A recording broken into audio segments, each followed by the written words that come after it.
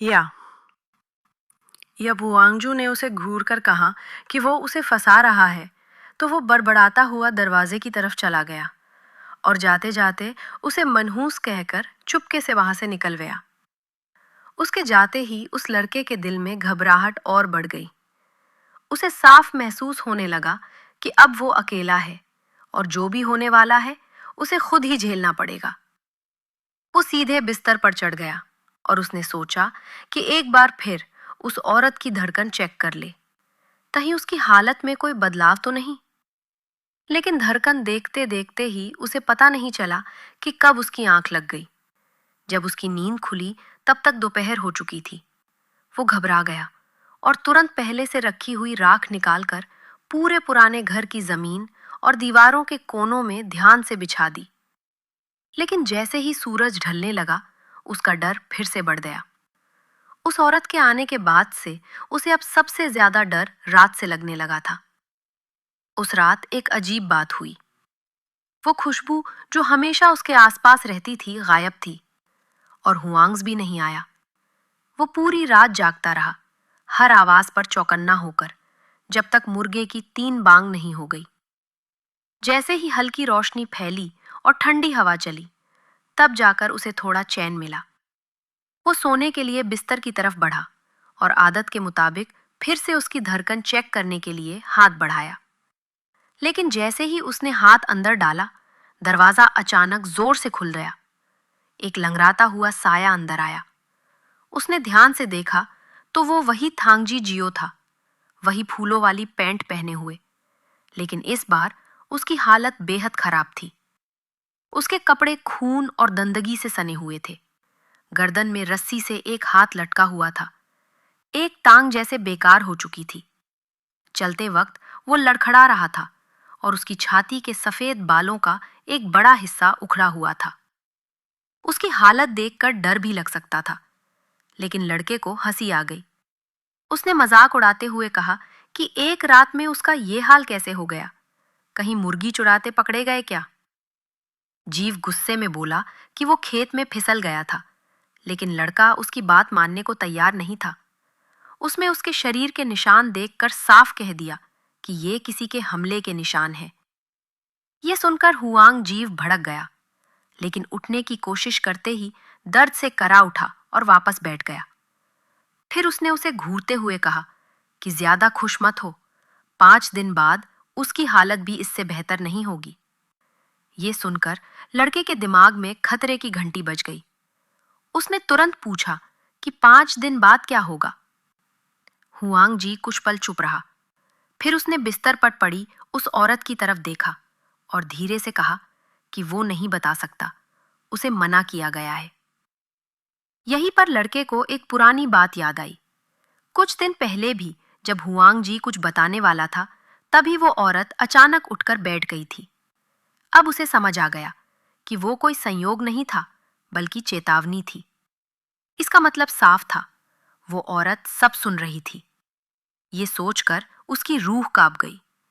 वो अभी सोच ही रहा था कि यहां से भाग जाए या नहीं, तभी हुआंग जीव ने बात बदलते हुए कहा कि उसने पिछली रात उसकी मदद की थी और उस खतरनाक चीज को खत्म किया था, इसलिए बदले में उसे कुछ अच्छा खाने को मिलना चाहिए। लड़के ने तुरंत हामी भर दी और बाहर जाकर एक मुर्गा पकड़ लाया। उसने उसका गरम गरम खून कटोरे में भरकर हुआंग जीव को दिया, जिसे उसने बड़े संतोष के साथ पी लिया। इसके बाद लड़के ने फिर से राख बिछाई, लेकिन हुआंग जीव हंस पड़ा और बोला कि ये सब सिर्फ छोटे मोटे प्रेतों को रोक सकता है, इंसानों को नहीं। ये सुनकर लड़का चौंक गया। तब हुआंग जीव ने उसे बताया कि इस दुनिया में सच में साधु होते हैं, जो पहाड़ों में खजाने और ताकत की तलाश में आते हैं, और उनमें से कोई भी जिंदा वापस नहीं जाता। ये सुनकर लड़के को समझ आ गया कि असली खतरा उन्हीं से है। तब हुआंग जीव हंसकर बोला कि वो बड़े लोग होते हैं, छाया की तरह आते हैं और गायब हो जाते हैं। एक आम इंसान उन्हें कभी नहीं देख सकता। बातों के दौरान जब भी लड़का उस लड़की के बारे में पूछता, वांग जीव हर बार बात टाल देता और बस इतना कहता कि जब तुम दोनों का विवाह हो ही गया है तो ये किस्मत है, ज्यादा मत सोच। फिर उसने एक गंदी सलाह दी कि जब तक वो हिल डुल नहीं सकती, वो मौका देखकर काम निपटा दे। बाद में चाहे वो जागे, उसे मानना ही पड़ेगा। लेकिन लड़के ने साफ मना कर दिया। ये घमंड नहीं था, बल्कि डर था, एक असली डर। तभी सूरज ढलने लगा और एक और रात करीब आ गई। उसी समय एक छोटा पीला जीव अंदर भागता हुआ आया। तभी अचानक खबर आई कि 2 खतरनाक साधु पहाड़ में आ चुके हैं। ये सुनते ही दोनों घबरा गए और बिना समय गवाए उस औरत को उठाकर एक छुपी। जैसे ही असर खत्म होगा, वे उसे ढूंढ लेंगे। ये सुनकर लड़के के पैरों तले जमीन खिसक जाती है। तभी वो धीरे से हुआंग जी से पूछता है कि क्या वो उस जवान को कुछ देर के लिए अपने वश में कर सकता है। हुआंग जीव कहता है कि हाँ, लेकिन 5 कदम के अंदर आना होगा। 5 कदम। ये सुनते ही लड़के के दिमाग में एक खतरनाक योजना जन्म लेती है, उनका तंत्र चक्र छीनने की। ये सुनकर हुआंग जीव दंग रह जाता है और कहता है कि वो पागल हो गया है। उनसे दुश्मनी लेना मौत को बुलाने जैसा है। मौका देख छोटे साधु को बेहोश किया और उसका सामान छीन लिया। उस सामान में ताबीज, तलवार और एक खास कंपस मिला। इससे उसे पता चला कि वो साधु किसी शक्तिशाली संप्रदाय से है और अब मामला पहले से भी ज्यादा खतरनाक हो चुका है। जब वो गुफा में वापस आया और थोड़ा चैन लेने की कोशिश कर रहा था, तभी अचानक उस औरत के शरीर से वही अजीब खुशबू फिर से फैलने लगी और उसके पास रखा कंपस चमक उठा। ये देखकर उसे शक हुआ कि वो औरत कोई साधारण लाश नहीं है, बल्कि कुछ और है। उसने डरते हुए उससे सवाल करने की कोशिश की, लेकिन कोई जवाब नहीं मिला। इसके बाद उसने खुद साधना करने की कोशिश की, अपने शरीर में ऊर्जा इकट्ठा करने की। थोड़ी सफलता भी मिली, लेकिन अगले ही पल सब बिगड़ गया और उसकी सारी मेहनत बेकार हो गई। तभी अचानक उसके कानों में एक ठंडी आवाज गूंजी, मूर्ख। वो दंग रह गया। उसने इधर उधर देखा, लेकिन वहां कोई नहीं था। फिर उसकी नजर उसी औरत पर गई और उसके मन में डर बैठ गया कि कहीं यह आवाज उसी की तो नहीं थी। अब उसके अंदर डर और गुस्सा दोनों थे। लेकिन जैसे ही सुबह होने लगी, उसे महसूस हुआ कि अब हालात उसके हाथ से निकल चुके हैं। तभी उसे एक ठंडी मौत जैसी हवा महसूस हुई और वो समझ गया कि बड़ा साधु उसे ढूंढते ढूंढते अब यहां तक पहुंच गया है। अब बचना आसान नहीं था। उसमें तुरंत एक चाल चली। उसने हुआंग जीव को डराया, उसे बहलाया और किसी तरह उसे अपने साथ चलने के लिए मना लिया। दोनों एक खतरनाक जगह पहुंचे, जहां चारों तरफ कब्रें ही कब्रें थी। वहीं जाकर हुआंग की असली ताकत सामने आई। उसकी बीवी, एक भयानक लेकिन बेहद शक्तिशाली अस्तित्व, जिसने आते ही हुआंग जीव को डांटना और मारना शुरू कर दिया। ये देखकर लड़का समझ गया कि यही उसकी आखिरी उम्मीद है। वो तुरंत झुक गया और उससे मदद मांगने लगा। उसने कहा कि अगर वो उसकी मदद करेगी, तो वो उसका एहसान कभी नहीं भूलेगा। कुछ पल के लिए माहौल पूरी तरह खामोश हो गया। वो मुड़कर जाने ही वाला था, तभी पीछे से एक आवाज आई, रुको। वो तुरंत वहीं ठिठक गया। उसने हल्की सी सांस ली और उसकी नजर उसकी पीठ पर बंधी उस लड़की पर टिक गई।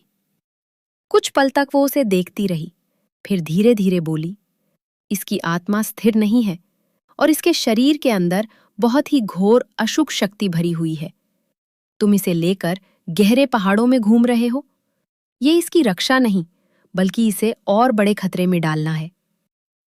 वो तुरंत उसकी तरफ उम्मीद भरी नजरों से देखने लगा। वो कुछ पल चुप रही।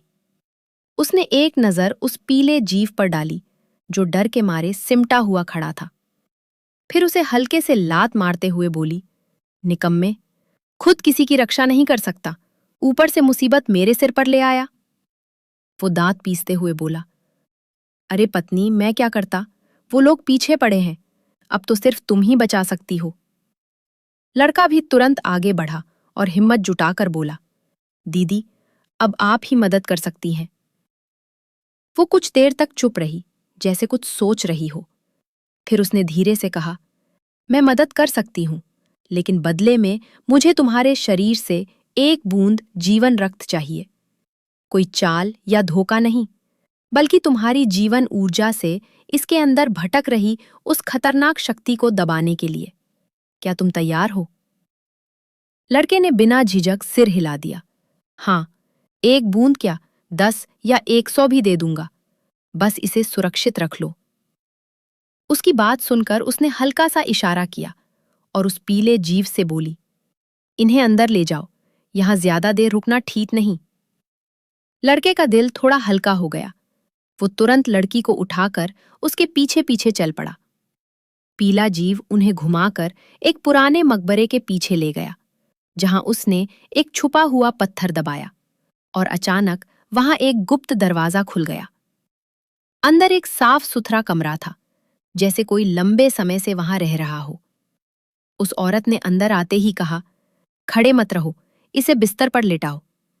फिर वो एक कोने में गई, मिट्टी के बर्तन से गहरे हरे रंग का लेप निकाला और बोली, इसे इसके शरीर पर लगाओ।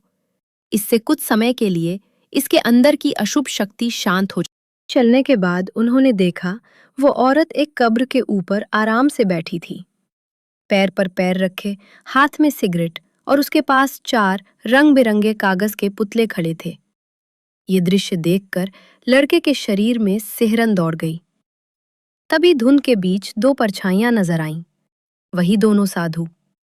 छोटा साधु जैसे ही लड़के को देखता है, गुरुजी, यही है वो जिसने मेरा सामान चुराया। लेकिन बड़ा साधु शांत रहता है। उसकी नजर सीधी उस औरत पर जाती है और उसकी आंखें सिकुड़ जाती हैं। छोटा साधु गुस्से में लड़के की तरफ बढ़ता है, लेकिन बड़े साधु ने उसे रोक लिया। बेवकूफी मत कर। फिर उसने हाथ जोड़कर कहा, मैं लाओ शान का साधु हूं, नाम है चिंग्युन। आपका परिचय क्या है? उस औरत ने सिगरेट का धुआं बाहर छोड़ते हुए ठंडे स्वर में कहा, नाम जानकर क्या करेगा? मेरे इलाके में घुसकर क्या चाहता है? साधु बोला, मुझे उस लड़के से कुछ बात करनी है। उसने तुरंत काटते हुए कहा, आज वो मेरा मेहमान है, जो कहना है किसी और दिन कहना, यहां बाहरी लोगों की इजाजत नहीं। साधु का चेहरा सख्त हो गया। मुझे उससे अकेले में बात करनी है।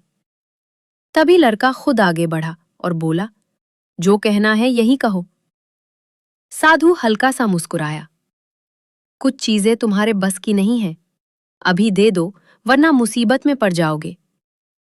लड़का एक पल के लिए डगमगाया, लेकिन तभी उस औरत ने हल्की खांसी की और वो तुरंत संभल गया। उसमें सीधा साधु की आंखों में देखते हुए कहा, मुझे लगता है मैं संभाल सकता हूं। तभी उस औरत ने एक लंबा कश लिया और जो धुआं उसने बाहर निकाला वो 4 हिस्सों में बट गया और सीधे उन कागज के पुतलों में समा गया। अगले ही पल वो चारों पुतले जिंदा हो गए और चारों दिशाओं से साधु पर टूट पड़े। साधु ने भी तुरंत जवाब दिया। उसका हथियार बिजली की तरह गरजा। उसमें एक पुतले पर वार किया, लेकिन वो टूटा नहीं, बस हल्का सा हिला। उसी पल लड़के के सीने में भयानक दर्द उठा, जैसे वो वार उस पर हुआ हो। दूसरा वार, फिर वही दर्द। अब साधु समझ चुका था कि ये सीधा हमला नहीं, बल्कि जुड़ा हुआ प्रहार है। लेकिन अब बहुत देर हो चुकी थी। चारों पुतले उसे चारों तरफ से घेर चुके थे। लड़ाई बेहद भयानक हो गई। आखिरकार साधु ने मंत्र पढ़ा, आसमान से बिजली गिरी और चारों पुतले एक ही पल में टूट गए। लड़का सन्न रह गया, लेकिन तभी वो औरत भी हरकत में आ गई। वो हवा में उछली, उसके मुंह से काले धुएं जैसा कुछ निकला और जमीन पर उतरते ही उसने उस धुएं को आग से जला दिया। अब माहौल पूरी तरह बदल चुका था। अब असली टक्कर शुरू होने वाली थी। हुआम जीव अचानक उत्साह से भर उठा। वो खुशी से उछलने लगा, जैसे कोई लड़ाई जीत चुका हो, और चिल्लाकर कहने लगा कि अब वो बूढ़ा साधु निश्चित हार जाएगा। लड़के ने उसे एक नजर देखा। तभी हुआंग जीव की नजर पास खड़े छोटे साधु पर पड़ी। उसने तुरंत उसके बाल खींचे और धीमे स्वर में कहा कि उस लड़के को भागने मत देना, वरना आगे चलकर वही बड़ी मुसीबत बनेगा। इसलिए वो बिना आवाज किए उसकी तरफ बढ़ा। लेकिन वो किशोर साधु बेहद सतर्क निकला। वो जरा भी नहीं हिचका। उसने तुरंत अपनी छुरी कसकर पकड़ी और गुस्से में सीधे उसकी ओर झपट पड़ा। उसके चेहरे पर तिरस्कार साफ था।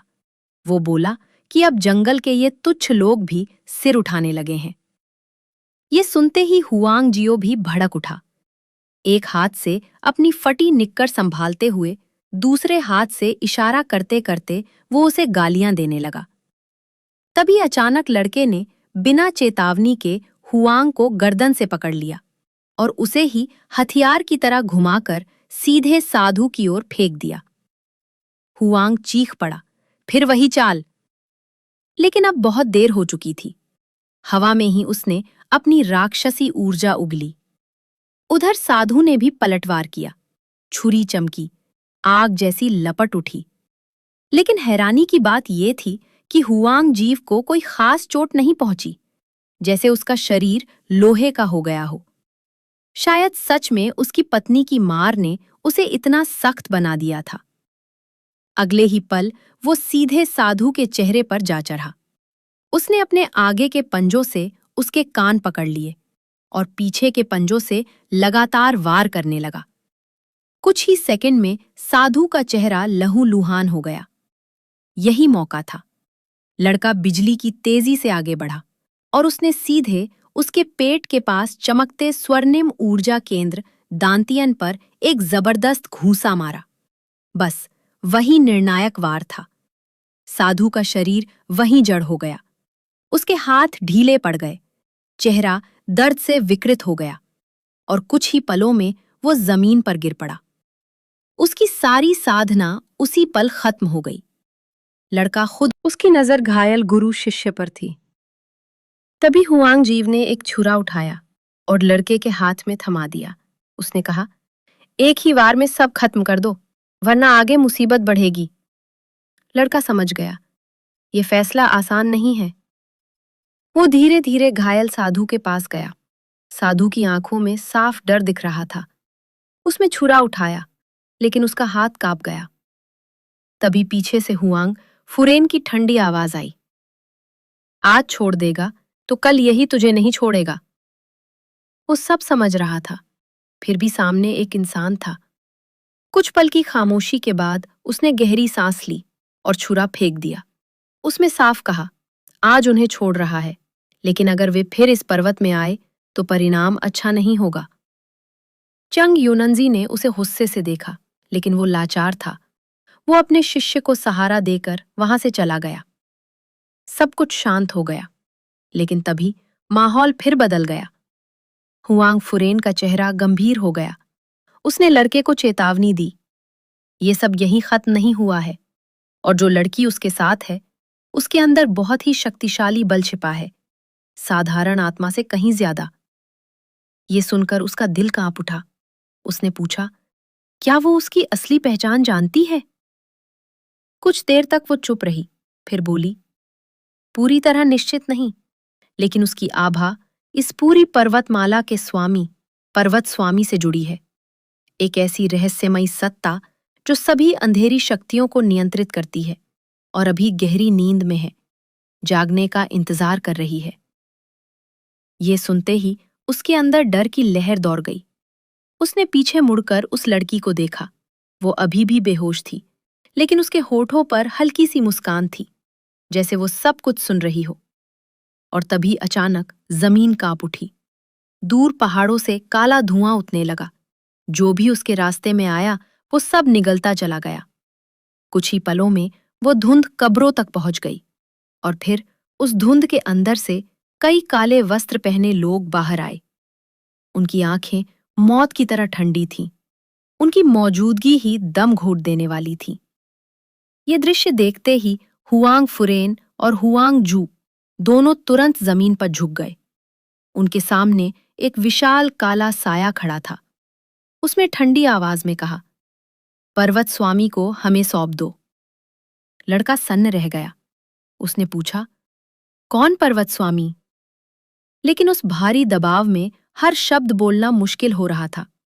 तभी हुआंग फुरेन उसके सामने आकर खड़ी हो गई। उसने कहा, वो अभी जागा नहीं है, उसे नहीं ले जाया जा सकता। अगले ही पल उस काले साए ने हाथ उठाया और एक भयानक काली शक्ति सीधे हुआंग फुरेन के सीने पर जा लगी। वो दर्द से करा उठी, उसके मुंह से खून निकल पड़ा और वो पीछे लड़खड़ा गई। वो गंभीर रूप से घायल हो चुकी थी। हुआंग जीव घबराकर तुरंत उसके पास भागा और मदद के लिए चिल्लाने लगा। फिर उसने लड़के की ओर देखा और धीमे स्वर में कहा, वे लोग उसी की लड़की के अपने हैं, उसे सौंप देना ही होगा। ये सुनते ही लड़के को सब समझ आ गया। इतने सालों की चुप्पी के बाद भी वे आखिरकार उसे लेने आ ही गए थे। हुआंग जियो के चेहरे पर निराशा साफ थी। वो बोला, अब कोई विकल्प नहीं है, कोई विकल्प नहीं। ये शब्द लड़के के दिल में गूंज गए। सच यही था, जब इंसान कमजोर होता है तो उसके पास चुनने का हक भी नहीं होता। उसने घायल हुआंग फुरेन को देखा। उसके अंदर भावनाओं का तूफान चल रहा था। वो जानता था वो इन सब का सामना नहीं कर सकता। हुआंग जीव उसे वापस कब्र गृह तक ले गया। रास्ते भर समझाता रहा, लेकिन लड़का पूरी तरह चुप था। वो अंदर गया, उस लड़की को देखा जो शांति से लेटी हुई थी। उसने धीरे से मां का दिया हुआ सामान उसके कंधे पर रखा और फिर उसे उठाकर बाहर ले आया। जैसे ही वो दरवाजे तक पहुंचा, बाहर खड़े सारे काले वस्त्रधारी लोग अचानक एक साथ घुटनों के बल झुक गए और ऊंची आवाज में प्रार्थना करने लगे, जैसे किसी महान सत्ता का स्वागत कर रहे हों।